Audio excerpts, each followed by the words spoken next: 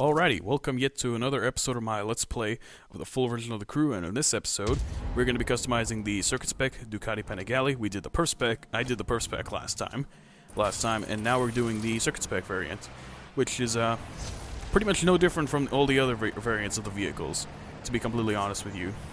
It just looks the same, for some reason. It handles differently, but it's basically the same thing as the Perf Spec variant, in terms of visual customization. But in any case, that doesn't really matter to me 100%. The only thing that really matters to me is the performance. This bike looks good enough for me. And so yeah, there's no visual customization. There's actually biker clothes with this thing, but I already own all the biker clothes, so yeah.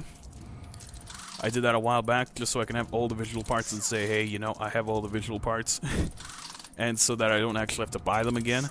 Ever again. So yeah, save my money at the same time. And of course, again, rip money. These level 60 diamond parts are very expensive on Circuit Spec. I believe it's 46 grand per each one, so you're spending about $500,000 bucks on maxing out your car to $14.97 on Circuit Spec. So yeah, it's quite a lot of money. And then it's even more expensive for the extreme specs. It's $48,000, $48,000 bucks. There's no way to actually reduce the price by 30%, like there is with the normal specs. I kind of requested them to do that with the extreme spec vehicles, but no, it never happened, unfortunately. So overall, the Circuit Spec bike actually feels, the Circuit Spec variant of this bike actually feels really, really nice. Handles pretty nice, but it has problems with understeer, just basically understeer all the time. But I'm pretty sure this is just an aspect of the level 60 diamond parts. And this thing's very fast, by the way. I went so fast that I actually lost track of where I was and I missed my turn. So yeah, that says something. This thing's pretty fast, again. Oh, those side pipes look really cool. And then again, that gauge just looks absolutely amazing. I love the look of this gauge. I don't know what it is, I just like the look of the gauge, but in fact, by the looks of it, it actually is wrong. The red line for the bike, it's actually supposed to be around 11.5k RPMs, but it goes up to like 12.5k. I don't know why.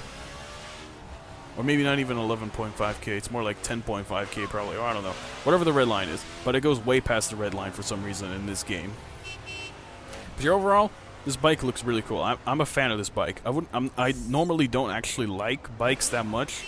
Just for the reason that, I don't know, I don't like bikes. That's all I can tell you guys. I just don't like them. It's not that I hate them, I just don't prefer not to use them. I prefer cars over bikes. I mean, yeah, some bikes are cool, like this one.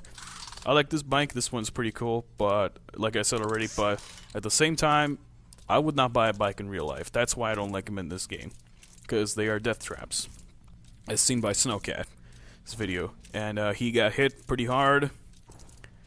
He ended up in the hospital for a couple of months and then in a lawsuit for a couple of months as well because of insurance reasons. But yeah, basically that's why I don't want to have a bike. Because death traps and then issues with insurance afterwards if somebody doesn't have enough money to pay for all the losses that I'll have with a bike. So yeah, but I guess I can like bikes in video games, but regardless, and I got invited to a chase for some reason. And this thing does insane wheelies as well, just like the Perf variant. So yeah, exit out of that, because I don't want to actually get into a police chase. And then normally it doesn't actually do a wheelie off the line without using nitrous.